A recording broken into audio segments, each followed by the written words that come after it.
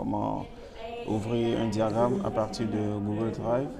Et pour commencer, voilà, vous faites un clic sur la partie du navigateur, vous l'ouvrez comme ceci. Et là, nous sommes dans notre dossier qui dit mon Drive. Là, je viens là sur le nouveau, une nouvelle fenêtre. Là, je donne un clic. Et là, vous voyez que nous avons diverses options. Nous avons l'option dossier, importer un fichier. Et là, je descends un peu plus pour avoir plus d'options. Et je descends. Là, nous avons accès au programme qui s'appelle Lucid Chat Diagram. OK? Et dès que j'ouvre le programme, voilà, je valide un peu là sur la touche OK. Je valide. Et voilà, j'attends ce que cela charge parce que le téléchargement prend parfois quelques temps. Je ferme ceci parce que là, c'est un imprévu. Je le ferme.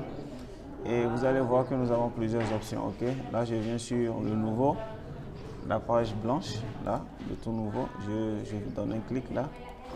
Et voilà, j'attends à ce que cela télécharge parce que parfois l'internet est un peu lent. Voilà. Et là, j'ai accès à une page toute blanche et à ma gauche, là où nous avons diverses icônes. Ça dépend de l'icône que vous voudrez utiliser.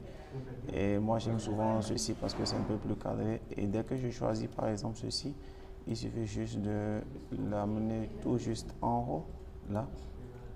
Et comme vous le voyez, on peut toujours avoir la possibilité de modifier, d'élargir un peu la dimension telle que nous le voulons. Okay? Et là, à l'intérieur, je peux mettre le titre que je veux. Et là aussi, je peux avoir des sous-titres. Okay? Et pour avoir des sous-titres, on peut aussi changer l'icône. Je peux par exemple utiliser celle-ci ou celle-ci, ça dépend de ce que je veux.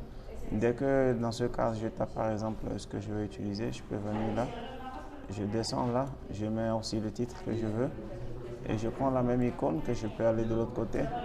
Là, je mets le titre du document que je veux.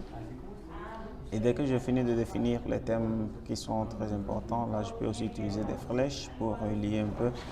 Et là, pour utiliser la flèche, il suffit de faire clic là et je dirige un peu vers le bas. Voilà, j'ai la flèche. Là, comme ceci.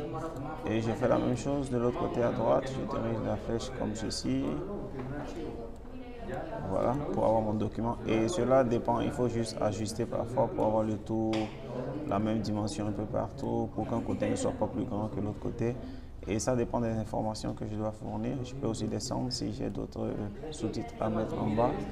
Et voilà un peu. Donc c'est un programme très intéressant et j'espère que vous avez profité de ce programme. Et merci pour votre attention.